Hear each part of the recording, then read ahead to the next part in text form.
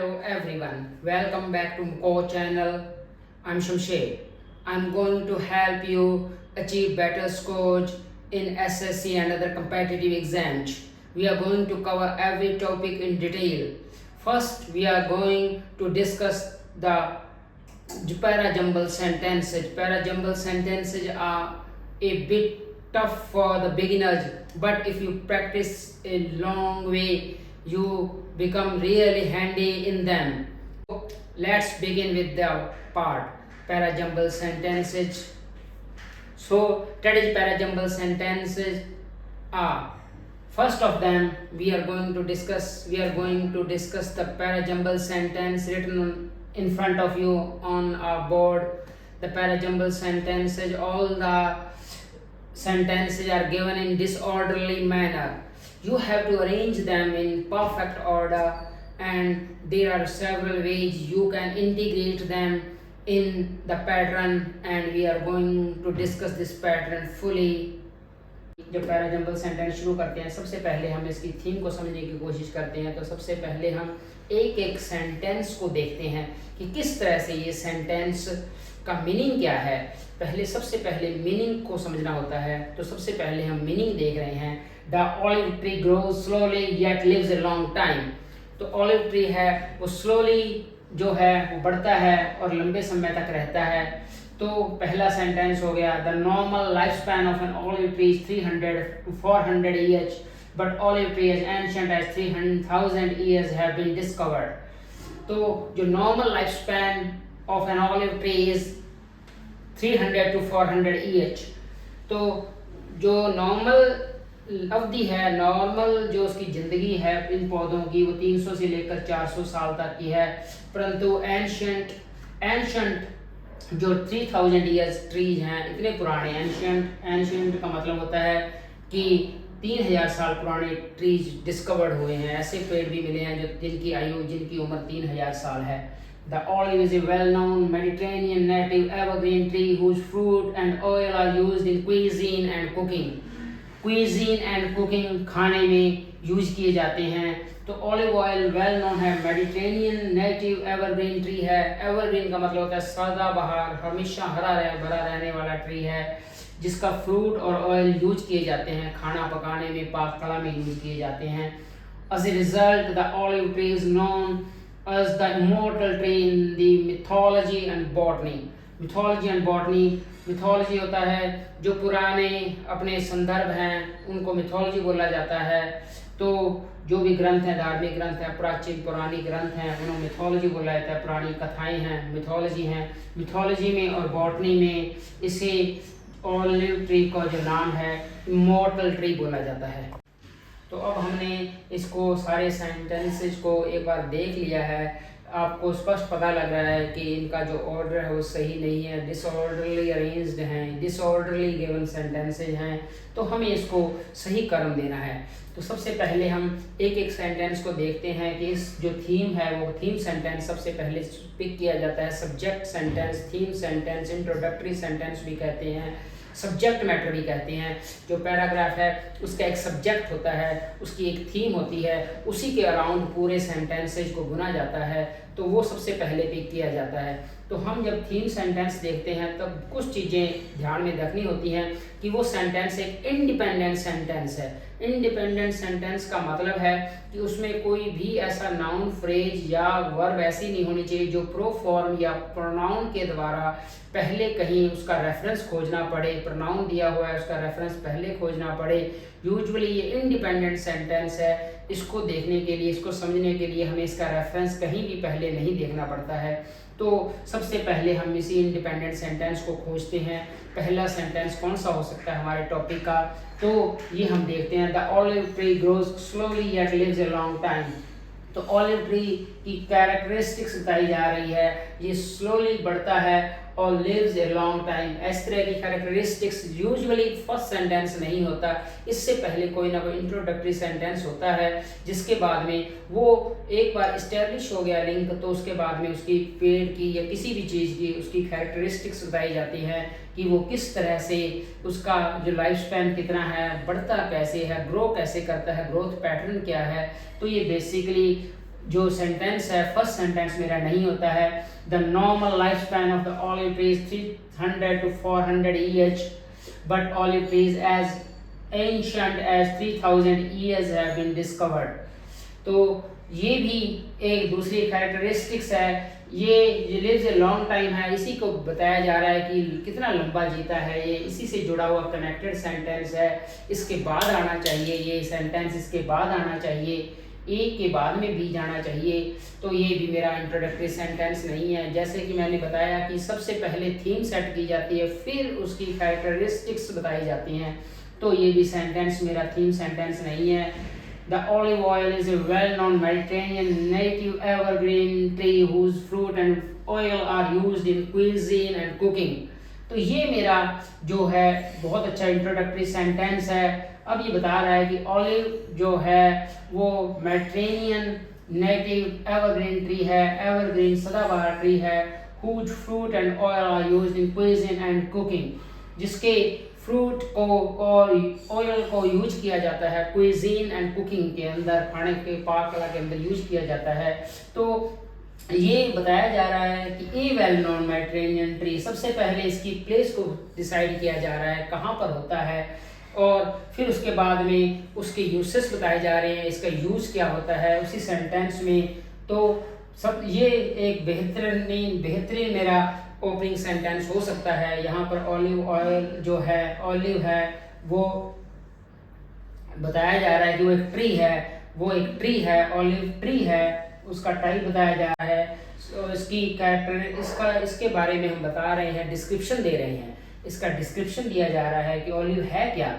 तो ये एक बेहतरीन इंट्रोडक्टरी सेंटेंस है। तो सी मेरा, फिर भी मैं डी देखता हूँ। As a result clearly indicate करता है कि मेरा ओपनिंग सेंटेंस नहीं हो सकता। इसके परिणाम स्वरूप एज ए रिजल्ट, पहले कुछ दिया गया है उसके परिणाम स्वरूप एज ए रिजल्ट आता है।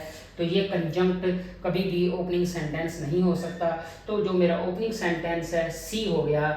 जब आपका सी ओपनिंग सेंटेंस हो गया है तो आपकी दो डी चॉइस भी एलिमिनेट हो गई है और सी चॉइस भी एलिमिनेट हो गई है। अब मेरे पास सी ए बी डी और सी डी ए भी है। तो अब हम अगला सेंटेंस देखते हैं। जैसा कि मैंने बताया कि डी इससे नहीं जुड़ रहा। एज ए रिजल्ट यहाँ पर लंबाई, एज की लंबाई की बात नहीं हो रही। इमॉर्टल का होता है जो कभी नहीं मरता है, कभी ना मरने वाला, अविनाशी, इमॉर्टल ट्री कहा गया है। तो यहाँ पर तो एज की बात नहीं हो रही, तो इससे जुड़ नहीं रहा। सी के बाद में डी तो किसी कीमत पर नहीं जा सकता। इसके बाद में हम आगे जाते हैं और देखते हैं क्या आ सकता है। The olive tree grows slowly yet lives a long time. तो ये इसकी कैरेक्टरिस्टिक्स है कि वो धीरे धीरे बढ़ता है। पहले बता दिया गया है एवरग्रीन ट्री है जिसका फूड और कुकिंग में यूज है। तो अब ये बताया जा रहा है कि वो धीमे धीमे बढ़ता है। Yet lives a long time, फिर वो लंबे समय तक रहता है। द नॉर्मल लाइफ स्पैन, इसी से जुड़ा हुआ सेंटेंस है। इसका नॉर्मल लाइफ स्पैन है, जो नॉर्मल इसकी जो उम्र है वो 300 से लेकर 400 साल तक है। तो ये इससे ही जुड़ा हुआ सेंटेंस है। और फिर एज ए रिजल्ट ये 3000 साल एंशंट ट्री हैं, जो वो 3000 ईयर्स ओल्ड भी डिस्कवर्ड हुए हैं। इसी कारण इसे इमॉर्टल ट्री कहा जाता है। तो इससे ये लिंक होना चाहिए। तो हम देखते हैं कि सी के बाद में जो नॉर्मल लाइफ स्पैन है ये बी नहीं आ सकता, ए आ सकता है। फिर डी देखते हैं, एज ए रिजल्ट ये भी नहीं आ सकता। तो सी के बाद में जो मेरा नेक्स्ट सेंटेंस है ए जाएगा। तो मेरी चॉइस ए भी एलिमिनेट हो गई, सिर्फ मेरी एक ही चॉइस बची, सी ए बी डी। तो अब हम देखते हैं कि बी और डी में से पहले कौन सा जाएगा, बाद में कौन सा जाएगा। तो जैसा कि आप देख पा रहे हैं यहाँ पर इसकी एज बताई जा रही है 300 to 400 ईयर्स। और इसके जैसे ही लॉन्ग टाइम जीता है, इसी को यहाँ पर स्पेसिफाई किया गया है कि 300 से 400 साल इसकी आयु है, 400 साल इसकी आयु है। और 3000 साल लंबे भी ये पेड़ मिले हैं। तो ये सारा का सारा लिव्स ए लॉन्ग टाइम का गहन लिंक है इस सेंटेंस से। तो मेरा ए के बाद में बी जाएगा। इतने ज़्यादा लिंक हैं कि एंशंट जो ट्री है वो 3000 year, 300 to 400 year, normal life span, ये लिव्स ए लॉन्ग टाइम, सारे के सारे इससे कनेक्ट हैं। इस फ्रेज से सारे के सारे कनेक्ट हैं। लिव्स ए लॉन्ग टाइम एक वर्ब फ्रेज है, इससे सब कनेक्ट हैं। तो यहाँ पर लिव्स आ गया, यहाँ पर लाइफ स्पैन आ गया है। लॉन्ग टाइम की जगह 300 to 400 ईयर्स, 3000 ईयर्स आ गया है। तो ये मेरा ए के बाद में बी जाएगा। और जो लास्ट सेंटेंस इसी के कारण as a result, because the trees age back as 300 years have been discovered as a result। इसी के परिणाम स्वरूप इसकी जो एज है एज ए रिजल्ट, इसी के परिणाम स्वरूप ये इसी के बारे में बता रहा है। जो इसकी एज है 300-400 साल, 3000 ईयर ओल्ड जो डिस्कवर्ड ट्री हुए हैं, उन्हीं के परिणाम स्वरूप the olive tree is known as the immortal tree in mythology and botany. Mythology and botany में इसे, वनस्पति विज्ञान में और मिथोलॉजी में इसे इमॉर्टल ट्री कहा जाता है, विनाशी ट्री कहा जाता है। तो ये मेरा डी आ गया है। तो सी के बाद में मेरा अगला आएगा बी, ए फिर आएगा बी, फिर आएगा डी, और ये चॉइस मेरी बी चॉइस है। तो बी बिल्कुल एग्जैक्ट चॉइस है। तो इस तरह के सेंटेंसेस करना बेसिकली बहुत ज़्यादा इजी होता है। जैसे कि आप देख पा रहे हैं कि once a theme has been selected, और थीम होगी कौन सी, इसमें थीम जो मैंने सेलेक्ट की है वो बेसिक एक डिस्क्रिप्टिव सेंटेंस है, डिस्क्रिप्शन दे रहा है ऑलिव के बारे में, ऑलिव जो है उसके बारे में। और ये जो मेरा डिस्क्रिप्शन है इसमें ये बताया जा रहा है कहाँ पर पाया जाता है, किस एरिया में पाया जाता है, फिर उसके बाद में उसकी कैरेक्टरिस्टिक्स हैं, और फिर उसके बाद में इसके कारण इसको किस नाम से पुकारा जाता है वो दिया गया है। तो ये मेरा चॉइस, इसमें चॉइस ढूंढनी बहुत आसान है, और मेरी चॉइस मैंने सी ए बी सिलेक्ट कर ली है। तो ये दूसरा सेंटेंस हम लेने जा रहे हैं। तो ये भी सेम जो पैटर्न है इसको अपने अरेंज करके लिखना है। तो ये जंबल सेंटेंस है, para jumble sentence basically disorderly manner में दिए होते हैं, तो इन्हें आपको अरेंज करके लिखना होता है। तो सबसे पहले हम पैराग्राफ को पढ़ते हैं, मीनिंग को वॉच करते हैं। तो सबसे पहले हम जल्दी से इस पैराग्राफ को पढ़ लेते हैं। The temperature of the world has increased resulting in global warming. तो टेम्परेचर है वर्ल्ड का वो इंक्रीज हो गया, बढ़ गया है, इंक्रीज होना, बढ़ना, resulting in global warming. Global warming एक कंसेप्ट है जिसमें पूरे वर्ल्ड का टेम्परेचर बढ़ता जा रहा है। The melting of the ice caps will increase the sea level, thereby drowning many islands and coastal regions। Melting of the ice caps, जो बर्फ़ की चोटियाँ हैं वो उनका मेल्ट होना इंक्रीज हो रहा है, बढ़ रहा है। तो वो मेल्ट होती जा रही, पिघलती जा रही हैं। thereby drowning many island and coastal regions। तो सी लेवल बढ़ने के कारण, sea level will increase the sea level बढ़ रही है, वो पानी में, समुद्र के पानी का तरल बढ़ता जा रहा है। thereby drowning many island and coastal regions, इसलिए बहुत सारे जो आइलैंड्स हैं और कोस्टल रीजन्स हैं वो डूबने की कगार पर खड़े हैं। जो समुद्र के आसपास के एरियाज हैं उनके लिए खतरा बढ़ता जा रहा है, वाटर लेवल बढ़ने से उनको डूबने की संभावना है। The increased amount of carbon emission is considered as the reason behind global warming। increased amount of carbon emission, जो बड़ी हुई मात्रा में कार्बन emissions हैं वो कंसिडर्ड किए जाते हैं, माने जाते हैं कि रीजन है कि ग्लोबल वार्मिंग के पीछे उनका बहुत महत्वपूर्ण योगदान है, वो कारण बनते हैं। The increase in the global temperature is melting the polar ice caps. तो पोलर रीजन वो रीजन है जो नॉर्थ पोल और साउथ पोलर रीजन बोला जाता है। तो जब ग्लोबल वार्मिंग बढ़ रही है, ग्लोबल टेम्परेचर बढ़ रहा है, तो पोलर आइस कैप्स जो बर्फ़ से ढके हुए वो पोलर रीजन हैं उनकी बर्फ़ लगातार पिघल के समुद्र में मिलती जा रही है। तो हमें देखना है, सबसे पहले इंट्रोडक्टरी सेंटेंस देखना है जो कि थीम बनेगा। तो जैसे इस पैराग्राफ को देखने में हम जल्दी से देखते हैं सेंटेंस कौन सा थीम सेंटेंस हो सकता है जो कि पैराग्राफ का शुरुआत होगा, जिससे पैराग्राफ शुरू होगा, जिस पे पूरे का पूरा जो आइडियाज़ हैं उस पे हैंग होते हैं रही है। तो सबसे पहले जो पहला सेंटेंस हम देख लेते हैं कि जो टेम्परेचर है जो वर्ल्ड का वो बढ़ता जा रहा है, उसके कारण ग्लोबल वार्मिंग होती जा रही है। तो ये मेरा एक अच्छा सेंटेंस हो सकता है जो थीम सेंटेंस बन सकता है। तो इसके बाद में हम the melting of the ice caps की मेल्टिंग उसके कारण इंक्रीज हो रहा है। तो इससे पहले ग्लोबल वार्मिंग है, ये मेरा इंट्रोडक्टरी सेंटेंस नहीं हो सकता। द आइस कैप्स, जो आइस कैप्स है, कौन सी आइस कैप्स की बात हो रही है? किस आइस कैप्स के पिघलने की बात हो रही है, कौन सी आइस कैप्स, ये भी इसमें नहीं दिया गया। तो मतलब है कि ये सेंटेंस का रेफरेंस द आइस कैप्स का रेफरेंस कहीं पहले है, तो उसके मेल्टिंग होने की बात हो रही है। तो ये द सी लेवल, उससे सी लेवल बढ़ने की बात हो रही है, तो ये मेरा इंट्रोडक्टरी सेंटेंस नहीं हो सकता। तीसरा, the increased amount of carbon emission is considered as the reason behind global warming. Global warming जो है वो उसके कारण बढ़ रही है, कार्बन एमिशन जो बढ़े हैं उसके कारण ग्लोबल वार्मिंग बढ़ रही है। परंतु ग्लोबल वार्मिंग का जो कंसेप्ट है वो है क्या, ये हमें ए में बताया गया है कि टेम्परेचर राइज हो रहा है वर्ल्ड का, उसके कारण ग्लोबल वार्मिंग बढ़ रही है। तो टेम्परेचर का राइज होना ही ग्लोबल वार्मिंग है। तो यहाँ पर इसकी डेफिनेशन नहीं दी गई है, यहाँ पर इसका रीजन दिया गया है कौन सा है, तो ये मेरा इंट्रोडक्टरी सेंटेंस नहीं हो सकता। C B, the increase in the global temperature. अब पूरे वर्ल्ड का टेम्परेचर बढ़ रहा है, इंक्रीज टेम्परेचर और ग्लोबल वार्मिंग के कारण जो टेम्परेचर बढ़ा है उसका कंसेप्ट का नाम ग्लोबल टेम्परेचर है, वर्ल्ड का टेम्परेचर है।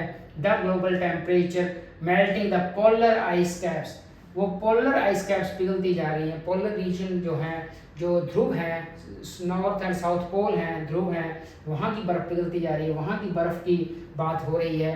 तब द पोलर आइस कैप्स की बात हो रही है। तो ये मेरा इंट्रोडक्टरी सेंटेंस नहीं हो सकता, क्योंकि ये तो बाद की बात है, पहले ग्लोबल वार्मिंग है, उसका रिजल्ट है कि क्या हो रहा है। तो इससे क्लियर है कि मेरा ए सेंटेंस मेरा इंट्रोडक्टरी सेंटेंस है। तो अगर एक बार थीम सेंटेंस डिसाइड हो गया आपका, तो हमें देखना है कि वहाँ पर इसके साथ में कौन सा सेंटेंस जुड़ सकता है। तो बी हम देखते हैं पहले, बी नहीं जुड़ सकता। The ice caps, ice caps की यहाँ पर कहीं बात नहीं हुई, तो उनके मेल्टिंग होने की बात भी नहीं हो सकती, तो बी मेरा सेंटेंस नहीं हो सकता। See, the increased amount of carbon emission is considered as the reason behind global warming. तो जो increased amount of carbon emission is considered reason behind, यहाँ पर ग्लोबल वार्मिंग है, यहाँ पर ग्लोबल वार्मिंग दी हुई है और इसका रीजन दिया गया है। इसका कारण क्या है, इसका कारण है increased amount of carbon emission. तो ये मेरा इससे अगला सेंटेंस हो सकता है। अब the increase in the global temperature melting the polar ice caps, melting कर रहा है। तो पहले हम इस कंसेप्ट का रीजन देंगे कि रीजन क्या है, फिर हम इसके रिजल्ट पर जाएंगे कि इसके कंसिक्वेंस क्या है, इसके परिणाम क्या है, इसकी बाद की बात है।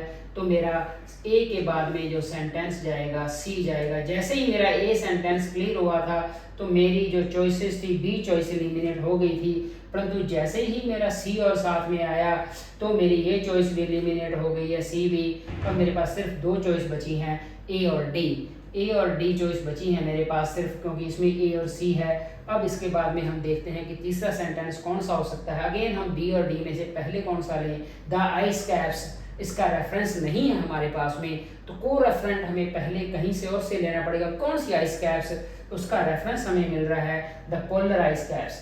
द पोलर आइस कैप्स जो हैं उसी का रेफरेंस है द आइस कैप्स। उसको पहले पोलर दे दिया गया है नाम, उसको आइस कैप्स कहा गया है। तो ग्लोबल टेम्परेचर के बढ़ने से पोलर आइस कैप्स वो मेल्ट हो रही है, और मेल्टिंग जो है आइस कैप्स के कारण, उसके कारण उसका रिजल्ट, ये फिर इसका रिजल्ट है। उसके कारण क्या हो रहा है, उसके कारण समुद्र का जो पानी है वो बढ़ता जा रहा है और शहरों को खतरा है। तो सी का जो रिजल्ट है वो डी है और डी का रिजल्ट जो है वो बी है। तो ए सी डी बी मेरा बिल्कुल सही सीक्वेंस है। तो पहले जो दो सेंटेंस थे वो मेरे बेसिकली उसमें एक ही आइडियाज था कि का ग्लोबल वार्मिंग था, और फिर दोनों में आगे वालों में रिजल्ट था, डी का रिजल्ट बी में था, और सी का जो रिजल्ट है वो दोनों डी और बी कंबाइंड रूप से हैं। और सी खुद रीजन को बता रहा है, कारण क्या है ग्लोबल वार्मिंग का, जो कार्बन एमिशन है वो बढ़ रहे हैं। तो ये मेरा जो सही सीक्वेंस है ए सी डी बी, और चॉइस मेरी ए है। जैसे ही ए सी डी आया तीसरा सेंटेंस, तो मेरी चॉइस डी भी एलिमिनेट हो गई थी, सिर्फ मेरे पास एक चॉइस बची थी बी। अब हमें देखना था कि क्या ये सही है। हाँ बिल्कुल सही है, ए सी डी बी चॉइस ये हो सकती है। तो मेरा जो आंसर है वो ए आंसर है। तो हम देख रहे हैं पैराजंबल सेंटेंस। आज का जो तीसरा सेंटेंस है, parajumble sentences basically disorderly manner में दिए होते हैं। डिसऑर्डरली मैनर ही उनकी पहचान है। हम इनको ऑर्डर में लिखना होता है कि सही ऑर्डर क्या है। जो ऑर्डर हम डिसाइड करते हैं उसमें कुछ बातों का ध्यान रखना होता है, कुछ ऐसी ट्रिक्स हैं, अगर हम उनको फॉलो करते हैं तो हम इजीली पहुंच सकते हैं बिल्कुल एग्जैक्ट ऑर्डर पर। तो हम सबसे पहले जो मीनिंग देखते हैं, मीनिंग समझने की कोशिश करते हैं कि कहना क्या चाह रहा है, ये सेंटेंस हमारे को क्या कहना चाह रहा है। तो पहले हम मीनिंग देख लेते हैं। He repeated the experiment increasing the amount until he had weighed up to a 1000 pound। तो उसने रिपीट किया कि जब एक्सपेरिमेंट था, जो खोज करने से पहले जो वो एक्सपेरिमेंट कर रहा था, उसने उसको बढ़ाया, अमाउंट को बढ़ाता जा रहा था, मात्रा को बढ़ाता जा रहा था, इंक्रीज दी अमाउंट को बढ़ाता जा रहा था, जब तक कि वो 1000 पाउंड्स तक ना पहुंच जाए, तब तक उस मात्रा को बढ़ाते जा रहा था। दूसरा सेंटेंस है, during the spring of 1717 the iron foundries in a remote district were often visited by a thin middle-aged man with a notebook। तो 1717 की स्प्रिंग में, बसंत ऋतु में, आयरन फाउंड्रीज होती है आयरन की भट्टियाँ, जहाँ पर आयरन को पिघलाया जाता है। इन रिमोट डिस्ट्रिक्ट की बात हो रही है। डिस्ट्रिक्ट जो था, जिला था, जो दूर दराज का जिला, रिमोट दूर दराज का जिला होता है, वह ऑफन विजिटेड, वो विजिट कर रहा है एक थिन पतला सा आदमी, मिडल एज्ड है और उसके हाथ में नोटबुक है। तो ये आदमी विजिट कर रहा है उन फाउंड्रीज को। 3 cauldrons were next prepared under his direction। तो 3 जो कढ़ाई थे, 3 जो बड़े बड़े कढ़ाई थे, वो नेक्स्ट उसके बाद प्रिपेयर्ड किए गए, वो तैयार किए गए उसकी डायरेक्शन के अंदर, उसकी निगरानी के अंदर। डायरेक्शन निगरानी है। ही वुड वेई आउट 2 pounds ऑफ आयरन। वो वेई आउट करेगा, उनको वेई आउट होता है हम उनको किसी चीज़ को मेजर करना, वो मेजर करेगा, उसको तोलेगा। 2 pounds ऑफ आयरन, 2 पाउंड जो लोहा है, आयरन है। Then have them heated till they were red hot and then weigh them again. तो उसको दोबारा से फिर उनको, जब तक वो have been heated till they were red hot, तब तक उसको गर्म किया जाएगा, जब तक वो बिल्कुल लाल हो गए, गर्म ना हो जाए, लाल ना हो जाए तब कर। और फिर उसको दोबारा से तोला जाएगा। तो पहले रेड होने से पहले तोला जा रहा है, लगभग 2 पाउंड की क्वांटिटी ली जा रही है, फिर उनको पूरी तरह से गलाया जा रहा है, फिर उनको फिर तोला जा रहा है, उसके बाद में उसका फिर वेई अप किया जा रहा है, उसका किया जा रहा है, वजन किया जा रहा है। तो ये एक सेंटेंस है। तो सबसे पहले हम देख लेते हैं कि हमारा जो थीम सेंटेंस है, इंट्रोडक्टरी सेंटेंस है, वो सेंटेंस कौन सा सेंटेंस होगा। तो हम देखते हैं जो ए सेंटेंस है वो इंट्रोडक्टरी सेंटेंस नहीं हो सकता, क्योंकि हमारे पास सबसे पहले ही का रेफरेंस नहीं है। ही किसके बारे में आया? ही एक प्रोनाउन है जो किसी नाउन के लिए आता है, परंतु यहाँ पर रेफरेंस नहीं है ही का, तो हम ये इंट्रोडक्टरी सेंटेंस नहीं हो सकता। एक्सपेरिमेंट, कौन सा एक्सपेरिमेंट है? फिर रिपीट हो रहा है, वो रिपीट पहले जो हो रहा है उसको रिपीट किया जा रहा है, उसको दोहराया जा रहा है। किसका रिपीटिशन है? कौन सा एक्सपेरिमेंट है? दी एक्सपेरिमेंट भी नहीं पता। इंक्रीजिंग द अमाउंट, अमाउंट कौन सी बढ़ाई जा रही है, किसकी अमाउंट, किस चीज़ की मात्रा है, ये भी नहीं पता। तो यहाँ पर बहुत सारे ऐसे नाउन फ्रेजेज यूज हुए हैं जो कि हमें इशारा कर रहे हैं कि इनका रेफरेंस कहीं और है। तो जो इंडिपेंडेंट सेंटेंस की शर्त को ये सेंटेंस पूरा नहीं करता, तो ये मेरा इंट्रोडक्टरी सेंटेंस नहीं हो सकता। During the spring of 1717, the iron foundries in a remote district were often visited by a thin middle-aged man with a notebook। तो 1717 के दौरान iron foundries in a remote district के दूर दराज के एक जिले में आयरन फाउंड्रीज हैं। तो यहाँ पर जो दा आ रहा है वो इन ए रिमोट डिस्ट्रिक्ट, जो पोस्ट मॉडिफायर है उसके कारण आ रहा है। इसके रेफरेंस को देखने के लिए हमें कहीं पहले नहीं जाना पड़ता, और ये इसी सेंटेंस में इसका रेफरेंस देख सकते हैं, ढूंढ सकते हैं। पोस्ट मॉडिफायर रेफरेंस को क्लियर कर रहा है, जो कि प्रीपोजिशन फ्रेज है। Were visited by a thin man, यहाँ पर देख सकते हैं आप, a thin middle aged man. A thin middle aged man जो नाउन रेफरेंस है, नॉन रेफरेंट है, इनडेफिनाइट आर्टिकल है, जो बताता है कि नाउन के रेफरेंस को पहले कहीं जाने की ज़रूरत नहीं है, पहली बार ही उस नाउन का जो रेफरेंस है वो आ रहा है। तो फिर हम जब इस सेंटेंस को देखते हैं, वो विद ए नोटबुक, इसी तरह से नोटबुक का भी फर्स्ट बार जिक्र हो रहा है, मैन का भी फर्स्ट बार जिक्र हो रहा है, दोनों इंडेफिनाइट है। तो ये मेरा एक बेहतरीन इंट्रोडक्टरी सेंटेंस हो सकता है। 3 cauldrons were next prepared under his direction, तो his आ गया है। 3 cauldrons were next prepared, next जो होता है वो बताता है कि सीक्वेंस में इवेंट बाद में हो रही है, ये भी पहला सेंटेंस नहीं हो सकता। हिज और नेक्स्ट क्लियरली बता रहे हैं कि ये सेंटेंस कहीं बाद में जाएगा, ये भी इंट्रोडक्टरी सेंटेंस नहीं हो सकता। He would weigh out 2 pounds of iron, have them. He would, he जो कि प्रोनाउन है, इसका रेफरेंस कहीं और है। ए मैन में हम लोगों को पता लग रहा है, थिन मिडल एज्ड मैन इसका रेफरेंस है। weigh out 2 pounds of iron, have them heated, उसको हीट करेगा और फिर उसको रेड हॉट ना हो जाए वही करेगा उनको फिर बाद में। तो हमारे को क्लियर हो गया कि हमारा जो थीम सेंटेंस है वो बी है। तो सबसे पहले जैसे ही मेरा बी सेंटेंस थीम सेंटेंस बना तो मेरी चॉइस एलिमिनेट हो गई, डी चॉइस मेरी कट गई है, डी चॉइस नहीं है। इसी तरह से मेरी बी चॉइस भी कट गई है। तो अब मेरे पास सिर्फ 2 चॉइसेस बची हैं, बी सी ए डी और B D A C. B D A C और बी सी ए डी में हमें देखना है कि कौन सा सेंटेंस पहले आ रहा है, कौन सा बाद में आ रहा है। तो हम अगर देखें, ही रिपीटेड द एक्सपेरिमेंट, एक्सपेरिमेंट कौन सा एक्सपेरिमेंट है, पहले कहीं बात हो रही है। एक्सपेरिमेंट यहाँ पर नहीं क्लियर हो रहा है, इसका रेफरेंस नहीं हो रहा है। किस चीज़ अमाउंट बढ़ाई जा रही है, increasing the amount, increasing the amount, किस चीज़ की अमाउंट बढ़ाई जा रही है। एक्सपेरिमेंट में कौन सी चीज़ यूज हो रही है, तांबा यूज हो रहा है, पित्तल यूज हो रहा है, कॉपर यूज हो रहा है या कुछ और यूज हो रहा है एक्सपेरिमेंट में। तो हमें नहीं पता है, तो ये इसके बाद का सेंटेंस नहीं हो सकता, क्योंकि यहाँ पर इस सेंटेंस में जो मेरा इंट्रोडक्टरी सेंटेंस था इसमें कहीं भी एक्सपेरिमेंट की बात नहीं हुई थी। अगर ये सेंटेंस मेरा नहीं है, 3 cauldrons were next prepared under his direction, ये भी आपको पता है कि नेक्स्ट प्रिपेयर इसके बाद में, तो पहले कोई भी चीज़ प्रिपेयर नहीं हो रही है, पहले कोई भी चीज़ नहीं बनाई जा रही है, तो नेक्स्ट का रेफरेंस उसके बाद में जाएगा, ये भी मेरा नेक्स्ट सेंटेंस नहीं हो सकता। He would weigh out 2 pounds of iron, have them heated till they were red hot and then weigh them again. तो वो उनको तोलेगा, weigh out मूल्यांकन करना होता है, मेजर करना, तो मापना होता है, तोलना होता है। 2 पाउंड ऑफ आयरन, तो 2 पाउंड जो आयरन की क्वांटिटी है वो लेगा और फिर उसको बाद में उसको हीट करेगा, और तब तक हीट करेगा जब तक रेड हॉट नहीं हो, तब पूरी तरह से पिघल नहीं जाता लोहा, तब तक, और फिर उसको दोबारा से तोलेगा।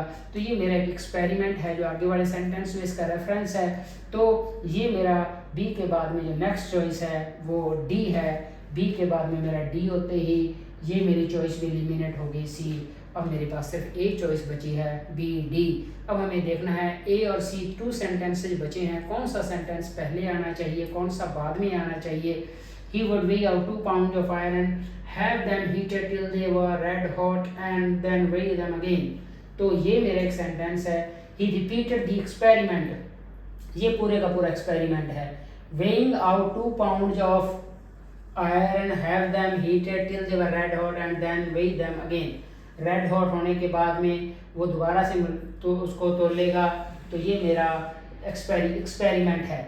इस एक्सपेरिमेंट को रिपीट करेगा, इंक्रीजिंग द अमाउंट, क्योंकि यहाँ पर सिर्फ 2 पाउंड क्वांटिटी मेरी आ रही है, क्वांटिटी आ रही है 2 पाउंड जी, वो क्वांटिटी आयरन की है, मेल्टेड आयरन की है, तो वो अमाउंट को बढ़ाया जाएगा until he had weigh up to 1000 pound, to 1000 pound. जब तक वो 1000 पाउंड्स तक नहीं चला जाता तब तक वो उसको बढ़ाता रहेगा, अमाउंट को बढ़ाता रहेगा, लोहे की मात्रा को बढ़ाता रहेगा। उसे 1000 किलो इकट्ठा, 1000 पाउंड सॉरी इकट्ठा करना है, उसको जो टोटल क्वांटिटी उसको चाहिए 1000 पाउंड चाहिए। तो ये सेंटेंस दूसरे सेंटेंस से जुड़ता जा रहा है।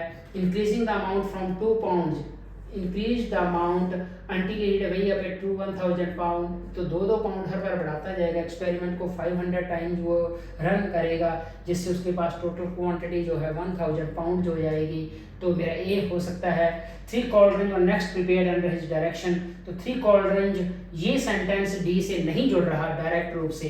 डी से अगर मैं इसको जोड़ना चाहूँ तो ये सेंटेंस नहीं जुड़ रहा, तो सी नहीं आ सकता मेरा डी के बाद में। डी के बाद में मेरा सेंटेंस ए जाएगा, बी डी ए, क्योंकि इसमें इंटरकनेक्शन है, पूरे का पूरा एक्सपेरिमेंट है। अमाउंट 2 पाउंड से बढ़ाने की बात हो रही है, 1000 पाउंड तक ले जाने की बात हो रही है। अब बिल्कुल अनरिलेटेड सेंटेंस है, वो सेंटेंस है कि 3 cauldrons were next prepared under his direction। तो 3 कॉलरन्स जो थे, कड़ाहे थे, 3 बड़े बड़े बर्तन थे, वो नेक्स्ट आगे जब पहले उसने 1000 पाउंड इकट्ठा कर लिया, उसके बाद में उसके कड़ाहे बनाए जा रहे हैं, बड़े बड़े बर्तन बनाए जा रहे हैं अंडर हिज डायरेक्शन, उसकी डायरेक्शन के अंदर 3 कॉलरन जो नेक्स्ट प्रिपेयर, नेक्स्ट उसके बाद में। तो ये सेंटेंस मेरा लास्ट सेंटेंस है, सी है जो, तो मेरा सही कर्म हो गया BDAC, BDAC, ये मेरा बिल्कुल सही कर्म है जो ए है।